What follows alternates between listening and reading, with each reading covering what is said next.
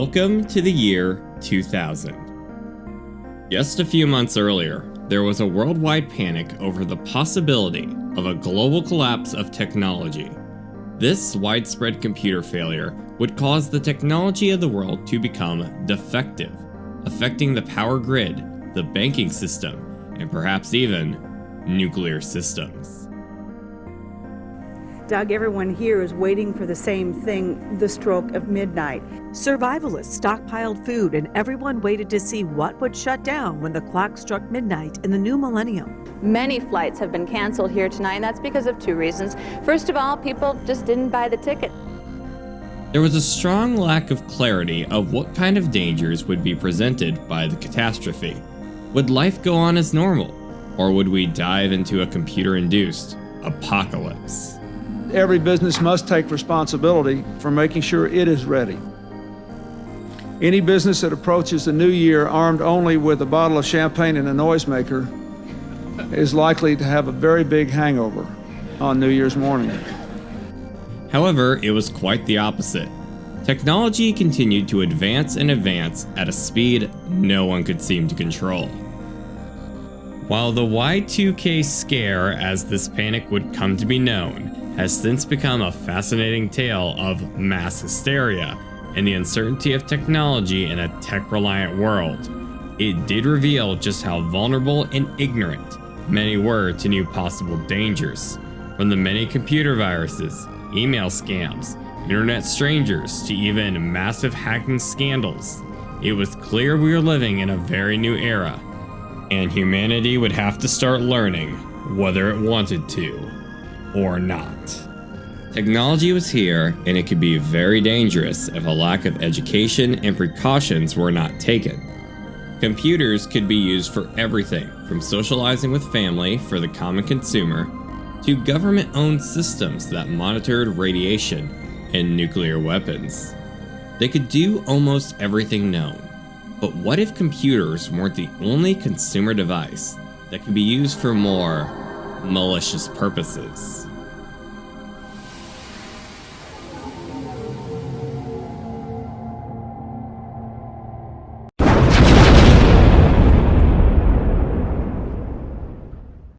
Tonight, on Lost in the Files, we explore the legend of the PlayStation 2 missile crisis.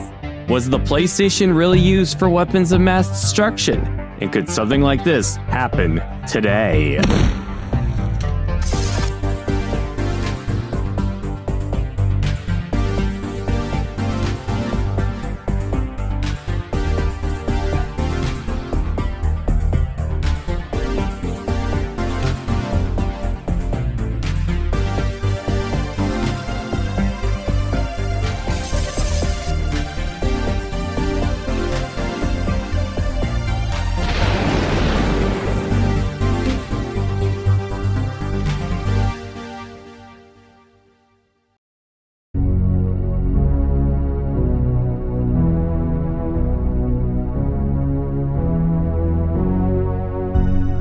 During the iconic launch of the PlayStation 2, a mass shortage of systems produced would anger the buyers and suppliers eager to get their hands on the hot new item of the holiday season, in what many news outlets would report as a component shortage.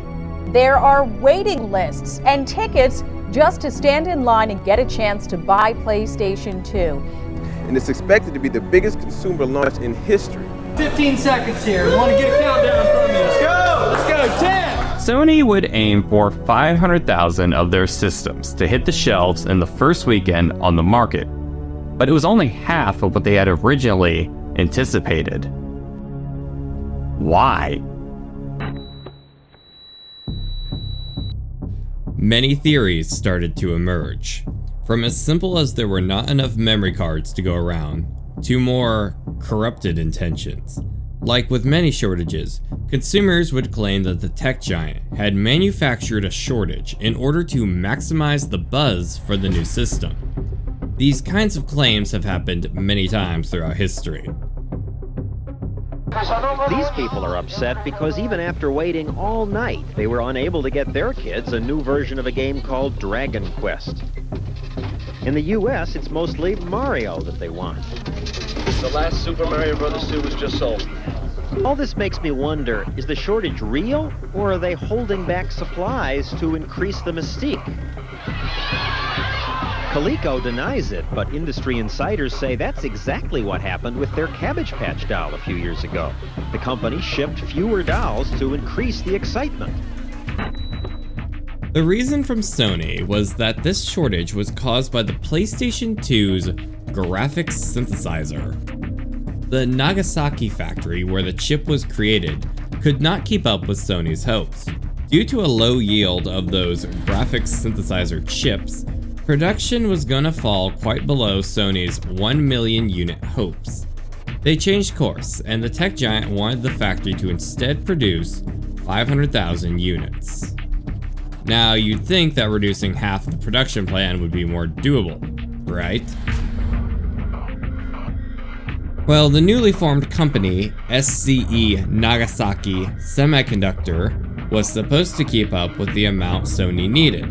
However, even the new plan couldn't be reached, and instead, Sony had to shift production back to an older Hokubu factory to manage to reach the 500,000 unit goal. Nobody is more disappointed than we are. But this is not a gloom and doom scenario. Signed, Molly Smith, Communications Director of Sony Computer Entertainment, Foster City, California. These delays would result in Sony taking more drastic measures to reach the targeted deadline. Instead of using a cheaper, sea-bound ship, they would have to instead airlift the video game systems to America.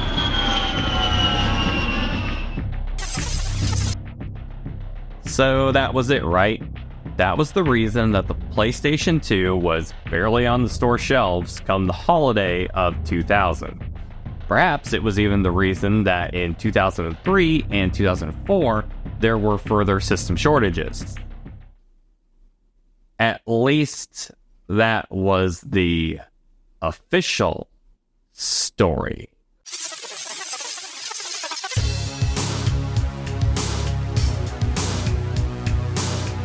Enter WorldNet Daily, an independent news company dedicated to uncompromising journalism. WND would launch an article on December 19, 2000, and they would report, both the U.S. Customs Service and the FBI are investigating the apparent transfer of a large number of Sony PlayStation 2s to Iraq. A secret Defense Intelligence Agency report states that as many as 4,000 of the popular video game units have been purchased in the United States and shipped to Iraq in the last 2 to 3 months. When I first saw this report, I was highly skeptical. So, I did some checking with computer experts I know within the Department of Defense. From what they tell me, bundling these video game units is very feasible. Now, there are special procedures in place to prevent buying computers and such on the black market. Well, Saddam found a loophole. Few government agencies are investigating the purchase because the PlayStations can be bundled together into a sort of crude supercomputer. In the technological age, it is quite common for factions to try to find new ways to develop weapons to get around the rules. Good evening, my fellow citizens. I speak to you tonight in a spirit of hope. 18 years ago, the event of nuclear weapons changed the course of the world, as well as the war. Since that time, all mankind has been struggling to escape from the darkening prospect of mass destruction on Earth. In an age when both sides have come to possess enough nuclear power to destroy the human race several times over, it will bring new problems. Each increase of tension has produced an increase of arms. Each increase of arms has produced an increase of tension. The unlimited testing of new weapons of war cannot lead towards that end.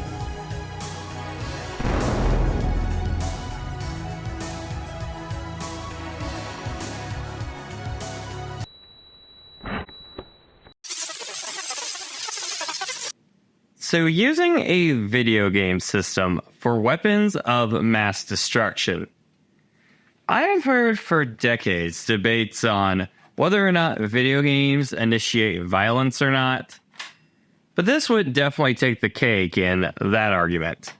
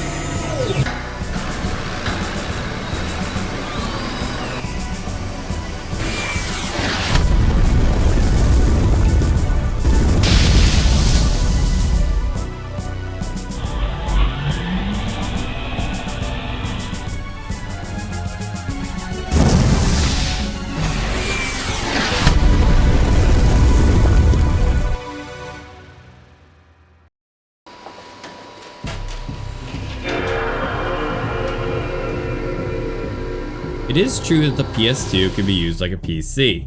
Linux was introduced for the PlayStation 2 in 2002. The hard disk is already installed on the machine. Use what's in the kit and bingo, you have a supercomputer. Now, the United Nations sanctions prohibit the sale or transfer of virtually all types of computer hardware and technology to Iraq. However, computer-based video game systems like the PlayStation 2 are allegedly not included in the ban. Iraq scientists and engineers had apparently found a convenient loophole in the UN sanctions. Defense experts said that it is also relatively easy to smuggle PlayStations into Iraq, since customs apparently didn't view toys as potential military weapons. Jordanian and Turkish inspectors rarely examine small shipments under 100 pounds, making it possible to send large number of PlayStations into Iraq without arousing suspicion. Now, the story goes that 4,000 PlayStation 2 units were stolen by Saddam Hussein. It was reported that a cluster of around 15 of them could have enough of the computing power necessary to control a UAV, short for Unmanned Aerial Vehicle. Managing to obtain these may prove difficult, as Japan was taking this kind of matter more seriously than you may think. There was a computer embargo for the shipment of military operations that Sony feared at the time.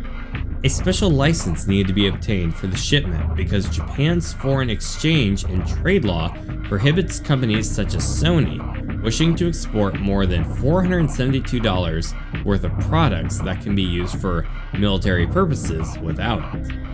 Seeing as how they would like to ship more than a whole, one system, they would need to get special government permission.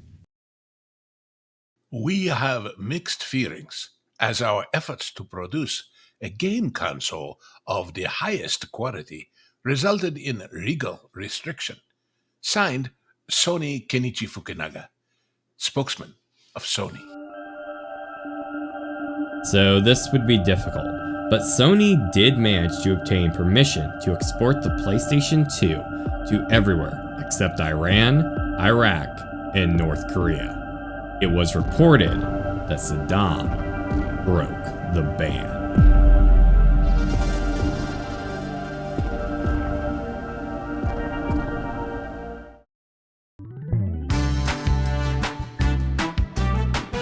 Oh my gosh, I love next level gaming. These are the games of the future. I managed to get the PlayStation 2 before anyone could find it. These are all mine now, except the ones that I'm gonna resell. Take that, suckers!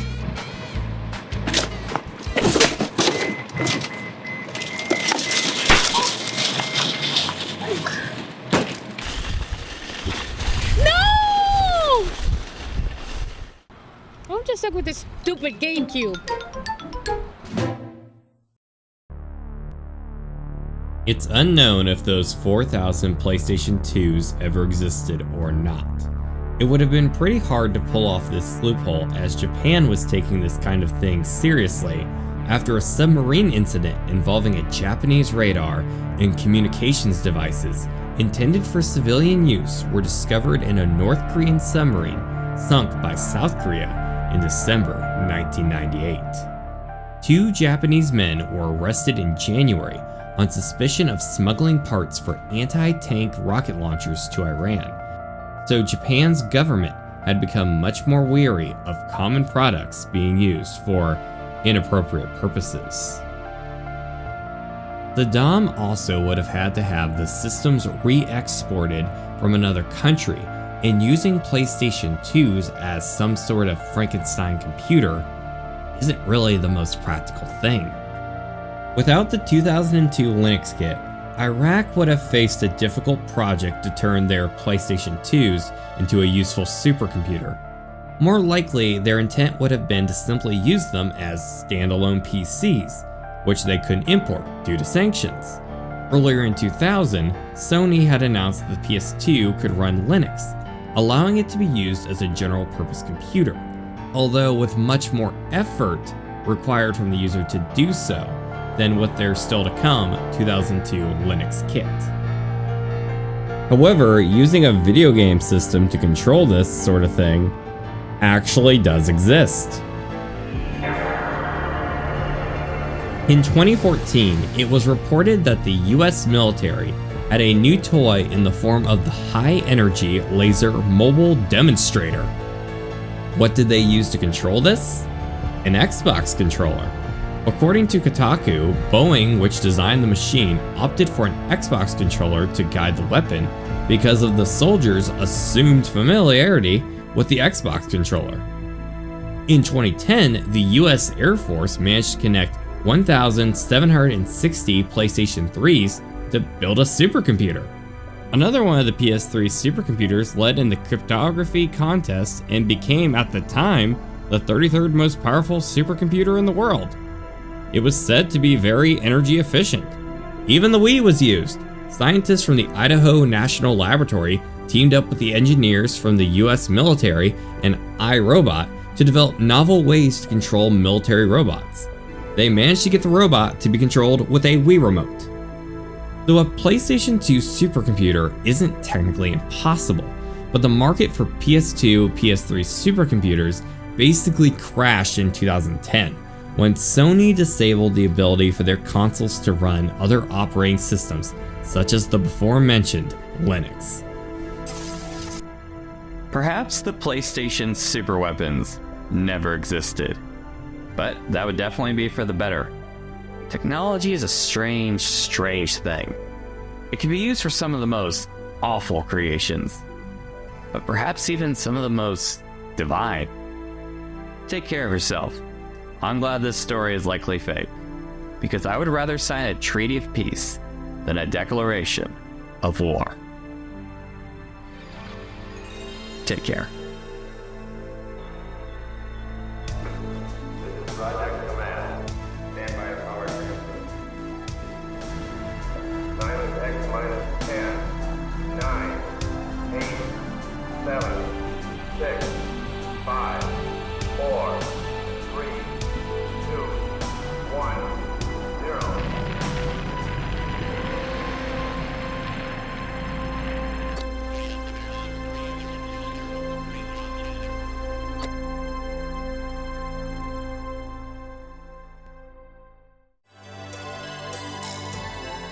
Do you, or someone you know, have a mystery you would like to see featured on the channel? Then reach out to me on one of my social platforms. You can also find me on Patreon. The support here really makes a huge difference, so really, thank you. Now let's see who else made this episode come to life.